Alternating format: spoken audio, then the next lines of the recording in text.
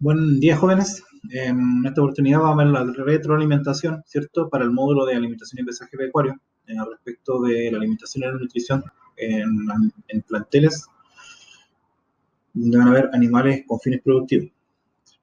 En la retroalimentación que tuvimos la oportunidad anterior, donde se conectaron 6 de 19 estudiantes de esta especialidad, perdón,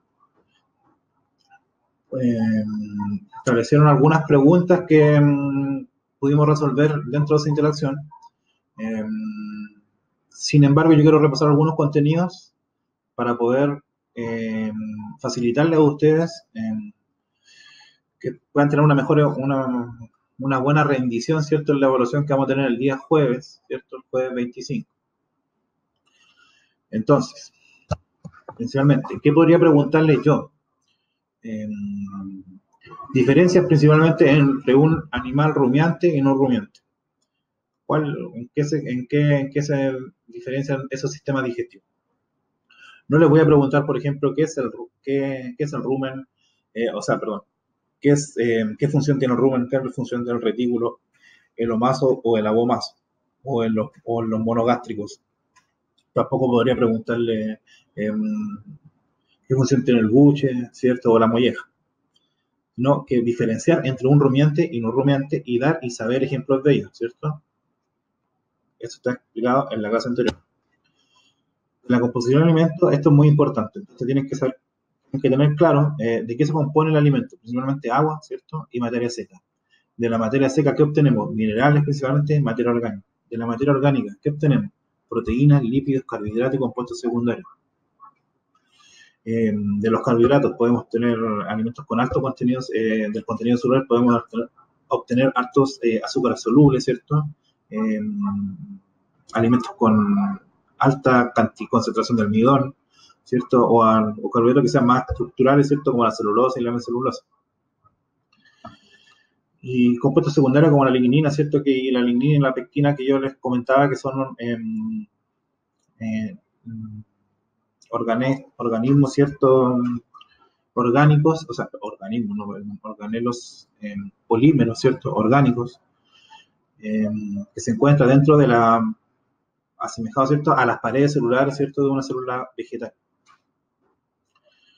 Entonces, saber cómo funciona el proceso de la rumia, ¿cierto? De la rumia en rumiantes. Describir, saber qué pasa desde que entra el alimento a la boca, pasa al rumen, se almacena, ¿cierto? Un gran volumen se almacena aquí, pasa al retículo, vuelve a la rumia, ¿cierto? Se sintetiza por las glándulas salivales que tiene, ¿cierto? En la lengua, ¿cierto? En el hocico. Donde ocurre la digestión, ¿cierto? Absorción de nutrientes, ¿cierto? Y posterior deposiciones. ¿Cuál ejemplo, ¿cierto?, de un monogástrico? Acá vamos a trabajar principalmente con pollo y gallina. Otro ejemplo podría ser caballo, ¿cierto? Conejo, gatos, perros, nosotros mismos. Esta es una imagen, ¿cierto?, del sistema digestivo del ganado caprino, una cabra. Esta parte no se las voy a preguntar porque tampoco se las pasé en mayor medida, y que tienen que ver simplemente casi con la reducción y la oxidación, ¿cierto?, que van a tener los carbohidratos a nivel de rumiante y a nivel de monogástrico. Importante que sepan, con reconocer. Yo les podría poner una imagen de una cabra, por ejemplo, y decirle, ¿qué raza es esta cabra? ¿Este animal? ¿De qué raza es? Entonces, saben que esta es una boer, ¿cierto? Esta es una sana. Podríamos poner una criolla también, que es la mezcla con una anglo-nubia, ¿cierto? Con de la raza española antigua. Propósitos que podría tener el ganado, ¿cierto? La sanen, ¿son doble propósito o solo tienen propósito lechero? Propósito lechero o propósito para carne. Lo mismo con las boer, o lo mismo con las criollas. ¿Cuáles son las que ocupamos nosotros en la región de Tarapacá? ¿Cuáles, ¿Cuáles son las que se comercializan en la Pampa Tamarugal? ¿Cuáles son los animales que conviven con los agricultores en Camiña? Esas preguntas podría hacerle yo. Ustedes saben que son principalmente ganado caprino y ovino, en menor medida sí. Alimentación, ¿cierto? Por definición, los requerimientos nutritivos, ¿cierto?, de los animales están determinados por el metabolismo basal.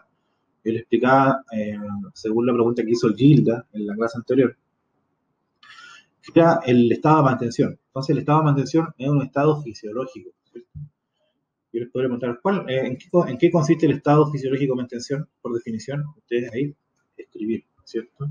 El estado de mantención es un estado fisiológico, ¿cierto?, en que la cabra no está en proceso de producción. Sin embargo, este estado de mantención es muy difícil tenerlo cuando estamos hablando de planteles productivos, porque obviamente nosotros queremos planteles productivos, valga la redundancia. No queremos que los animales estén ahí comiendo sin generar nada. ¿Cierto? Entonces, ¿para qué se hace se describe, ¿cierto?, este estadio fisiológico de mantención? Para hacer una serie de cálculos, ¿cierto?, respecto a su requerimiento nutricional. Por ejemplo, en gestación, obviamente tiene un organismo dentro de ellas, las madres, ¿cierto?, hembras madres, que van a necesitar mayor nutrición. En el periodo de lactancia también, la cabra va a estar comiendo y además tiene que alimentar a su cría. Entonces los requerimientos nutricionales van a ir diferenciándose respecto de las etapas y los estadios de crecimiento de estos animales.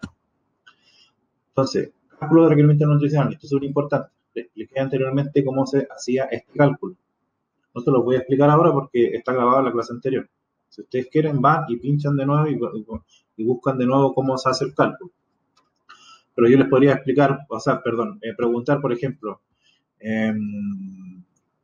¿cuánta proteína cruda, energía digestible, calcio y fósforo necesito para un animal de 55 kilos de peso vivo? Entonces ahí ustedes tienen que empezar a hacer el cálculo, lo van a hacer ahí. Y yo les podría poner una selección múltiple o les podría pedir que hagan el cálculo y que expliquen el cálculo detallado, ¿cierto?, en la evaluación. Por tanto, también podría decirle, de acuerdo a lo que ustedes tuvieron sus resultados, que estuvieran del cálculo. De acuerdo al cálculo obtenido, adicione un 50% más. Entonces ahí ustedes multiplican eso por el 50%. La suplementación es súper importante porque hay que acordarse que la limitante de nosotros es que no tenemos disponibilidad de tanto alimento dentro de la región. Principalmente tenemos alfalfa, las chalas de maíz, queso, básicamente. Y para los ganaderos que tienen la Pampa Tamarugal, afortunadamente tienen el fruto del tamarugo. Sin embargo, la carga frutal que nosotros podemos llegar a tener en el algarrobo o en los tamarugos es muy variable. Y se sabe que en estos últimos años la carga frutal y los abortos florales han sido muchos. Entonces, la carga frutal, digo, valga la redundancia, ha disminuido. Por tanto, no hay tanto alimento disponible cuando los animales salen a pastorear. Entonces ahí está un cuadro comparativo, ¿cierto?, con suplemento y sin suplemento. Entonces podemos ver que la tasa de nacimiento con suplemento, un suplemento no tiene diferencia significativa, ¿cierto? Pero con suplemento, por ejemplo, la tasa de aborto empezó en porcentaje es el 50% menos, ¿cierto? De 16 baja a 8.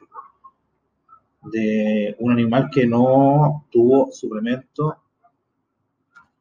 en la etapa de gestación. Esto tiene que ver, ¿cierto? Fue el complemento, ¿cierto? El suplemento fue administrado durante la etapa de gestación. Entonces se ve que a simple rasgo que al adicionar suplemento a las dietas, ¿cierto?, alimentarias, siempre va a haber un beneficio para los animales y para sus crías. Por tanto, es importantísimo tenerlo en consideración para cuando nosotros tengamos que apoyar una labor ganadera o tendremos que proponer una alternativa cuando vemos que los animales están demasiado flacos o que están sufriendo enfermedades, por ejemplo. Este era el último gráfico, ¿cierto? En donde se muestra el peso vivo, ¿cierto?, del animal a medida que llega a los días del parto y días postparto. Entonces, estos de aquí son los tratamientos, ¿cierto?, del suplemento. Por tanto, esto que se ve aquí, el punteo menor, que es el de acá, se adicionaron 1.8 kilos, ¿cierto?, como suplemento. Entonces, el peso vivo aumentó, ¿cierto? Aumentó. Y disminuyó cuando fue el parto, obviamente, porque se libera de una cría, ¿cierto? Sin embargo, su peso vivo del animal sin su cría sigue aumentando después de los días postparto. ¿Por qué? Porque el suplemento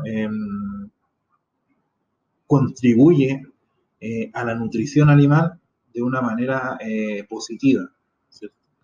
Entonces podemos ver aquí que 0 kilos sin suplemento, obviamente.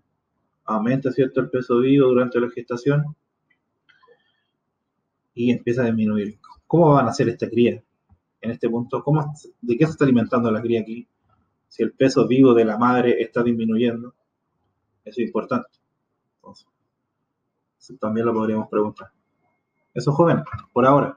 Así que cualquier consulta, me hablan al WhatsApp, me escriben un correo, me llaman, lo que ustedes estimen conveniente, estudien, vean la cápsula del cálculo, es importante. Se los voy a preguntar. Quizás no les voy a decir 55 kilos o 45 kilos, pero les podría preguntar una diferente. Así que para que lo practiquen y lo vayan aplicando.